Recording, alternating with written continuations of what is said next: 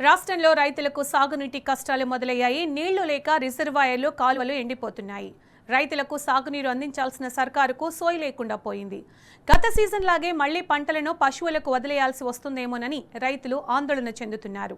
ప్రభుత్వ పెద్దలు, జిల్లా మంత్రులు, యంత్రాంగానికి పట్టింపు లేక రైతాంగం మరోసారి కష్ట నష్టాలను చవిచూసే దుస్థితి దాపురించింది. దేవాదుల ప్రాజెక్టు నీటి మీద ఆధారపడి సాగు చేస్తున్న రైతులు గత ఏడాదిలాగే ఈసారి కూడా పంటలను పశువులకు వదిలేసే పరిస్థితులు కనిపిస్తున్నాయి.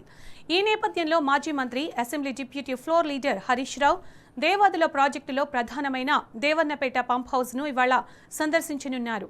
హనుమకొండ జిల్లా హసన్పర్తి మండలంలోని పంప్ హౌస్ రైతుల సమస్యలపై రేవంత్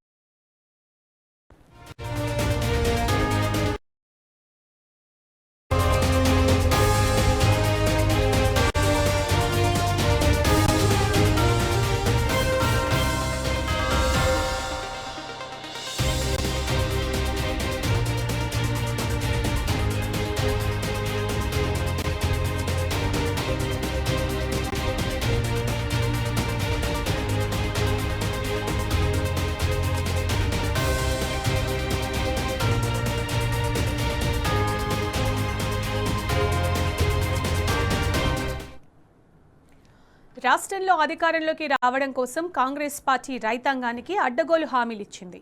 అధికార పీఠం ఎక్కిన వెంటనే స్వరాష్ట్రంలో బీఆర్ఎస్ ప్రభుత్వం తెచ్చిన అనేక గొప్ప రైతు సంక్షేమ పథకాలకు తూట్లు పొడిచింది. రేవంత్ పాలనలో రోజురోజుకు రైతాంగం సమస్యలు అంతకంతకు పెరుగుతూనే ఉన్నాయి. అరకొరగా రైతు రుణమాఫీ చేసింది. రైతు బంధును ఎన్నికల బంధువుగా మార్చుకుని రైతన్నలను నిలువున ముంచింది. ఆఖరుకు సాగునీరు అందించే విషయంలోనూ సర్కారు ఘోరంగా విఫలమవుతోంది. వానాకాలం సీజన్లో గోదావరి నుంచి లక్షల క్యూసెక్ల నీరు కిందికి వృధాగా పోతున్నా ఒడిసి పట్టి రైతాంగానికి అందించాలనే సోయి కూడా లేకుండా పోయింది. కనీసం దేవాదుల ద్వారా రైతులకు సాగునీటిని అందించలేని దీన స్థితిలో ప్రభుత్వం ఉంది. గత యాసంగి సీజన్లో ఉమ్మడి వరంగల్ జిల్లాలోని ఎత్తైన ప్రాంతాల్లో ఉన్న స్టేషన్ ఘనపూర్, పాలకుర్తి, జనగామ, వర్ధన్నపేట ఇతర ప్రాంతాల్లో వేలాది ఎకరాల్లో పంటలు ఎండిపోయాయి.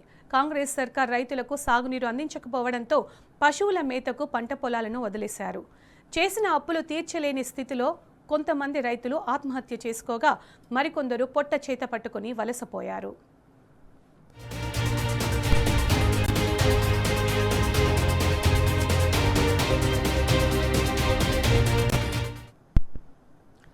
సమైక్య పాలనలో జనగామ, పాలకుర్తి, స్టేషన్ ఘనపూర్ లాంటి ప్రాంతాలు పూర్తిగా కరువు పీడిత ప్రాంతాలుగా ఉండేవి.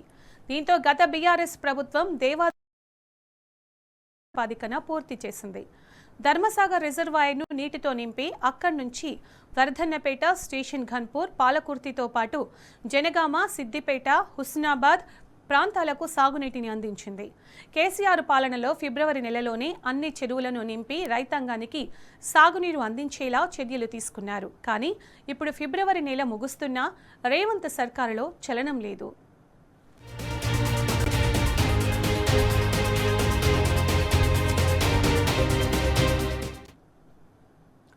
రాష్ట్ర ప్రభుత్వం, జిల్లా మంత్రుల వద్ద సరైన ప్రణాళిక లేక, అధికారులతో సమీక్షలు నిర్వహించక చెరువులన్నీ ఎండిపోయే దుస్థితి ఏర్పడింది. మరో నెల రోజుల్లో పంట కోతలకు వచ్చే క్రమంలో కాలువలలో నీళ్లు లేకుండా పోయాయి. కష్టపడి వేసిన పంటలకు సాగునీరు అందే అవకాశం లేకపోవడంతో రైతులు ఆందోళన చెందుతున్నారు. రైతాంగం సమస్యలు గుర్తించిన మాజీ మంత్రి హరీష్ రావు హనుమకొండ జిల్లాలో పర్యటించనున్నారు. మధ్యాహ్నం దేవన్నపేట పంప్ హౌస్ను పరిశీలించనున్నారు. గత 2 సీజన్లుగా రైతాంగం ఎదుర్కొంటున్న సమస్యలపై రాష్ట్ర ప్రభుత్వాన్ని నిలదీయనున్నారు.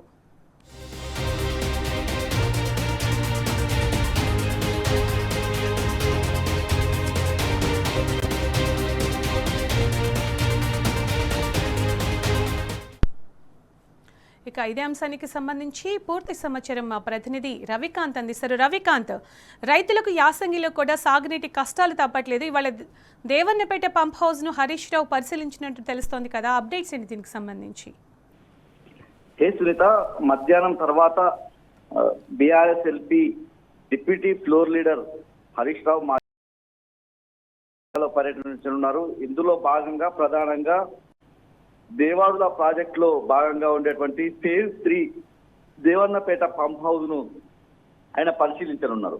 ప్రధానంగా దేవాదులకు సంబంధించినటువంటి సాగునీరు అందించేటువంటి ప్రక్రియ స్టేషన్ గన్పూర్ నియోజకవర్గంతో పాటు పాలకుర్తి, జనగామ నియోజకవర్గం, ఇటు హుస్నాబాద్, సిద్దిపేట, ఆలేరు ఎన్ని ప్రాంతాలకు సంబంధించిగా దేవాదుల ప్రాజెక్టు ఉంటుంది. గతంలో టీడీపీ ఉన్నప్పుడు, కాంగ్రెస్ ఉన్నప్పుడు, ఆ ప్రభుత్వాలు ఉన్నప్పుడు దేవాదుల ప్రాజెక్టును పూర్తిగా నిర్లక్ష్యం చేసి నత్తనడకన ఆ ప్రాజెక్టును కొనసాగించినటువంటి పరిస్థితి.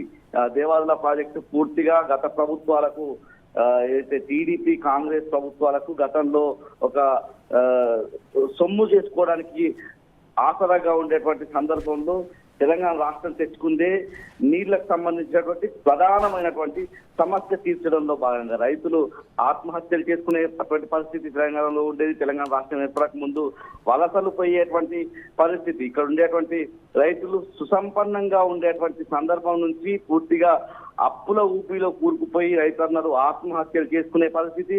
మరోవైపు ఈ పంట పొలాలన్నింటినీ కూడా వీళ్లుగా వదిలేసి హైదరాబాదు లేకుంటే వేరే ప్రాంతాలకు వెళ్లి పూర్తిగా అక్కడ ఆటో డ్రైవర్లుగా ఇతర పనులు, కూలీ పనులు చేసుకునేటువంటి సందర్భం నుంచి తెలంగాణ రాష్ట్రం వచ్చిన తర్వాత మనం చెప్పుకునేటువంటి ప్రధానమైనటువంటి ప్రాంతాలు స్టేషన్ గన్పూర్, జనగామ, పాలకుర్తి ఈ ప్రాంతాలన్నీ కూడా కరువు పీడిత ప్రాంతాలుగా ఉండేటువంటి సందర్భంలో దేవాదుల ప్రాజెక్టు ద్వారా నిండు ఎండాకాలం కూడా చెరువులు నింపినటువంటి ఘనత గత తెలంగాణ తొలి ముఖ్యమంత్రి కేసీఆర్కే దక్కుతుంది. ఈ ప్రాంత ప్రజలందరికీ కూడా తెలిసినటువంటి విషయం. ఫిబ్రవరి నెలలోనే చెరువులను నింపేటువంటి పరిస్థితి ఉండేది.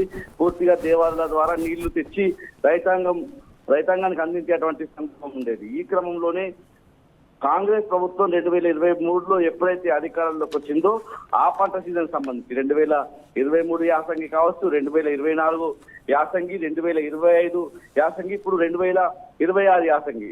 ఈ 2026 యాసంగి కూడా తీవ్రమైనటువంటి ఇబ్బందులు రైతులు ఎదుర్కొంటున్నటువంటి సిచ్యువేషన్ మనకు కనిపిస్తా ఉంది. పూర్తి స్థాయిలో ఇప్పుడు ఈ సమయం చాలా కీలకమైనటువంటి సమయం. ఫిబ్రవరి నెల ఎండింగ్ వస్తా ఉంది. చాలా మంది రైతులు, ఉమ్మడి వరంగల్ జిల్లాకు సంబంధించినటువంటి రైతులు డిసెంబర్ 2వ 3వ వారం నుంచి మొదలుకుంటే జనవరి మొదటి వారం కల్లా కూడా నాట్లు వేసేటువంటి పరిస్థితి ఉంటుంది. అంటే దాదాపు 1.5-2 నెలల కాలం ఆ వరి పంట అనుకుంటే వరి పంట వేసి దాదాపు 1.5-2 నెలల కాలం అవుతున్నటువంటి సందర్భంలో ఈ ఏదైతే మరో 1 రోజుల పాటు 120 రోజుల పంట కాలం వరి పంట కాబట్టి మరొక 1 రోజుల పాటు చాలా కీలకంగా ఉంటుంది. పంటకు చాలా నీరు అవసరం అవుతుంది. ఇప్పటికైతే చెరువులన్నీ కూడా పూర్తి స్థాయిలో నీరు లేవు. సాగునీటికి సంబంధించి రైతాంగం వాడుకుంటే పూర్తి స్థాయిలో చెరువులు అడుగంటకే పోయేటువంటి ఆస్కారం, భూగర్భ జలాలన్నీ కూడా పడిపోయేటువంటి పరిస్థితి ఉంటుంది. ఈ క్రమంలో దేవాదుల ద్వారా నీళ్లు అందించాల్సినటువంటి రాష్ట్ర ప్రభుత్వం, ఇక్కడ ఉన్నటువంటి నాయకులు పూర్తిగా నిర్లక్ష్యంగా వ్యవహరిస్తున్నారు. ఈ సందర్భానికి కూడా ఇప్పటి వరకు కూడా దేవాదుల నీళ్లకు సంబంధించి యాసంగికి పంటకు సాగునీరు అందించే విషయంలో ఒక సమీక్ష నిర్వహించిన దాఖలాలు కూడా లేదు. అధికారులు ఈ విషయంలో పూర్తిగా నిర్లక్ష్యంగానే ఉన్నారు. జిల్లా యంత్రాంగం నిర్లక్ష్యంగా ఉన్నటువంటి పరిస్థితి. జిల్లాకు సంబంధించి 2 మంత్రులు ఉన్నారు.